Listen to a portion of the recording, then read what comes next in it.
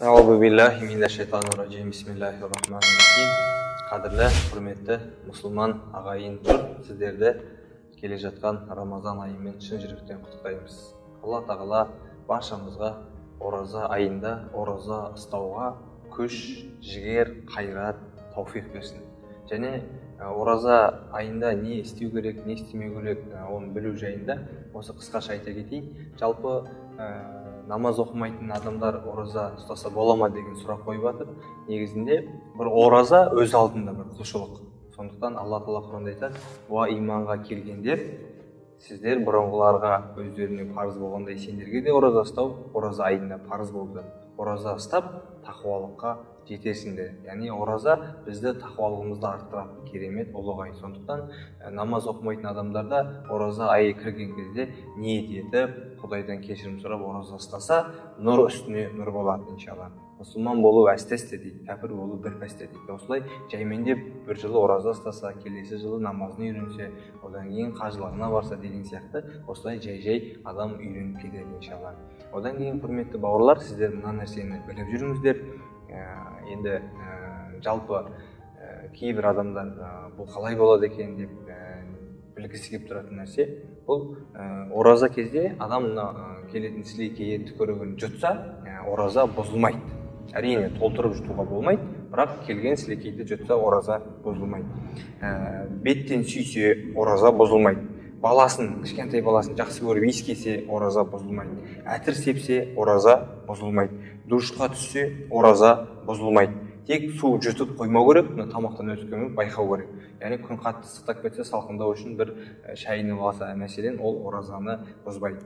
Ерлі-зайыптылар кешке ауыз ашқаннан кейін ерлі-зайыпты ақыларын өтесе рұқсат, ал бірақ ораза аузы берік болып тұрып, яғни қарым-қатынасқа түсуге болмайды. Ол үлкен күнә, 60 күн кафаратты қажет етеді. Дәретсіз және ғұсылсыз ауыз бекітуге болады. Азанда ұйқыдан тұрғанда, мәселен, біреудің ғұсыл дәреті жоқ болса, бірден аузын бекітіп алып, кейіннен-кейінде жаңағы тамақтан су өтіп кетпейтіндей қылып дәрет алса болады. Яғни дәретсіз, ғұсылсыз ораза ұстай беруге болады. Одан кейін оразаның бірінші күні ниет етпегендер екінші күннен бастап ниет етсе, ұстай берсе болады. Яғни айттан соң жіберіп алған бір күннің қарызын өтейді. Яғни белгілі біреу ауырып қалуы мүмкін, біреу жаңа жолға шығып кетуі мүмкін, сапарға шығып кетуі мүмкін деген сияқты.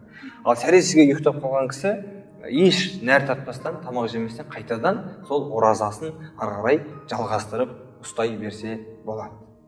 Біле тұра ішіп жеу оразаны бұзады. Және темекі шегу, насыбай ату деген сияқты жаман қылықтарды ораза кезде біліп тұрып жасау оразаны бұзады. Және ерлі-зайыптылар біле тұра қарым-қатынасқа түсу оразаны бұзады. Яғни мына аузын жаңбырдың суларында мысалы жауып жатқан кезде аузын одан жұту, ол да оразаны бұзады. Енді оразаны кімдерге ұстамауға рұқсат? Яғни сапарға шығып кеткен жолаушы адамға ораза ұстамаса рұқсат.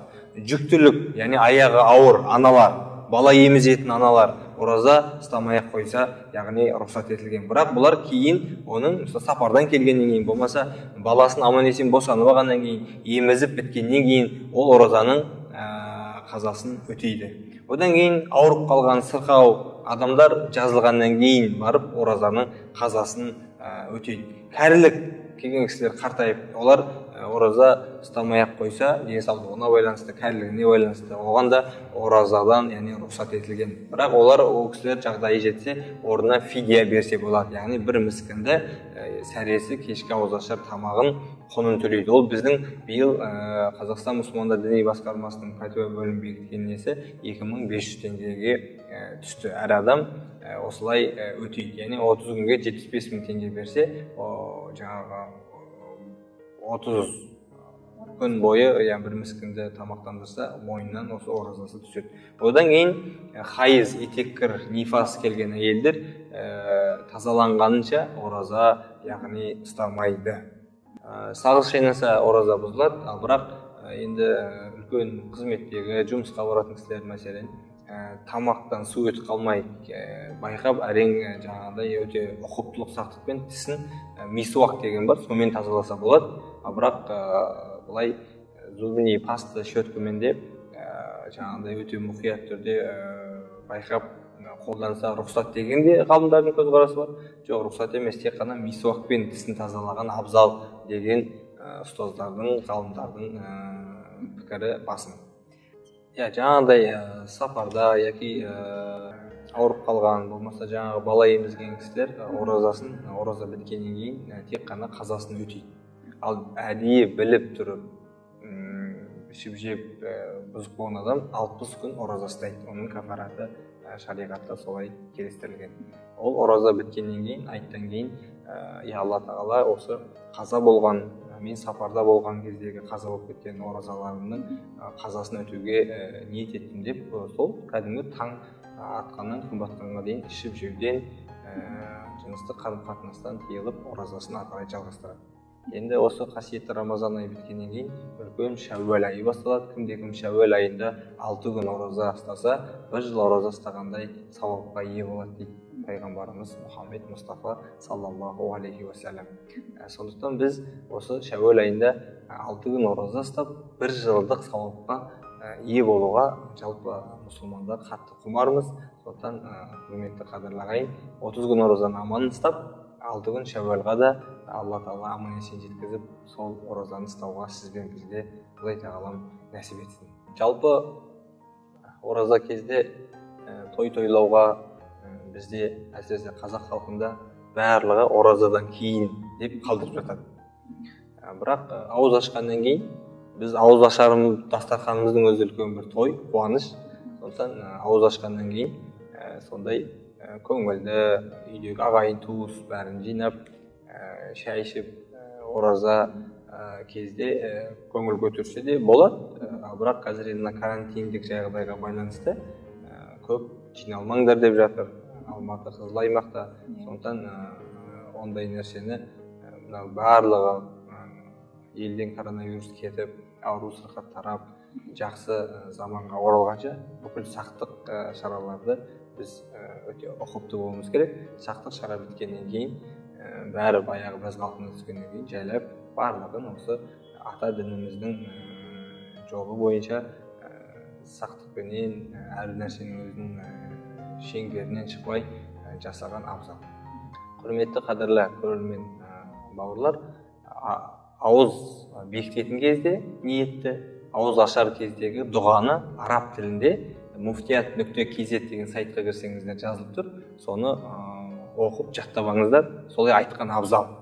Ал енді бұған мен білмеймін, тілім келмейді деген кейбір үлкен кісілер болса, оны астында кирилл әріппен жазылған, солай оқысаңыздар болады. Сосын қазақша астында мағынасы переводы тұрады. Сол қазақ тіліндегі мағынасын айтып, Алла тағала таң атқаннан күн батқанға дейін ораза ұстауға ниет еттім. Алла тағала оразамды қабыл ет деген сияқты.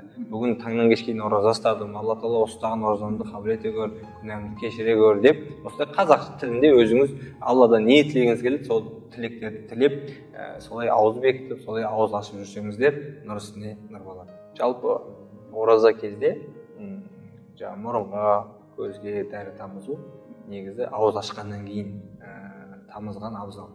Ауыз берік кезде тамызбау керек, себебі ол мұрыннан кірген нәрсе тамақпен байланысы бар, ары қарай оразаны бұзып жіберу қаупі бар. Сондықтан оразаны бұзады дейді ұстаздар. Қасиетті ораза айында көбінде Құран түскен ай, Құран айында Құранды 114 сүрені бастан аяқ оқып шыққан абзал. Бір мұсылман ретінде. Оны араб тілінде оқысаңыз болады, қазақ тілінде мағынасы бар, соны оқысаңыздар болады. Осы жақында бізде үлкен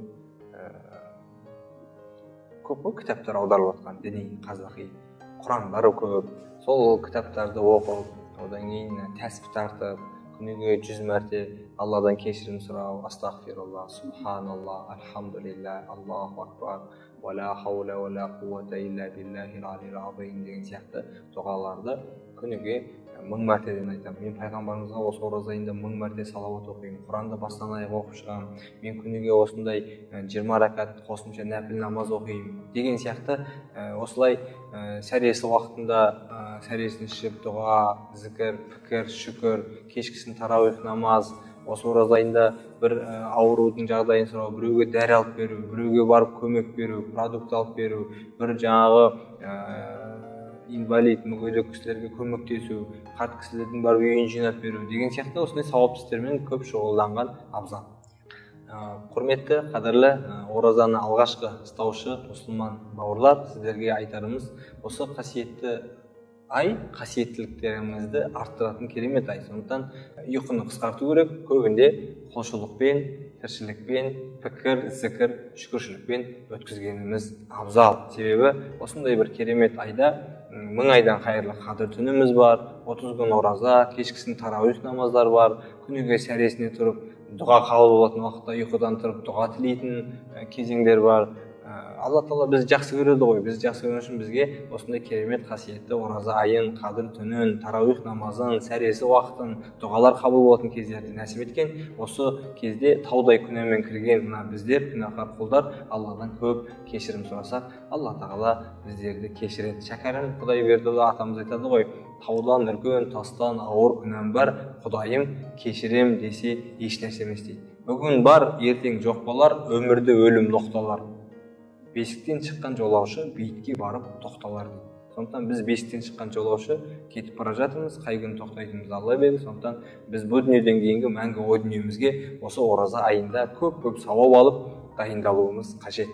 Алла Тағала баршамызды осы күнәсі төгілген, сауабы артқан, сондай Құдайдың разы болған салих, ақ жүзді, абыройлы, тақуалы құлдардың қатарынан етіп, аман-есен оразаға кіріп, аман-есен оразадан шығуға ел болып, отбасымызбен, отанымызбен жақсы күннен жақсы күнге Алла Тағала жетелей берсін.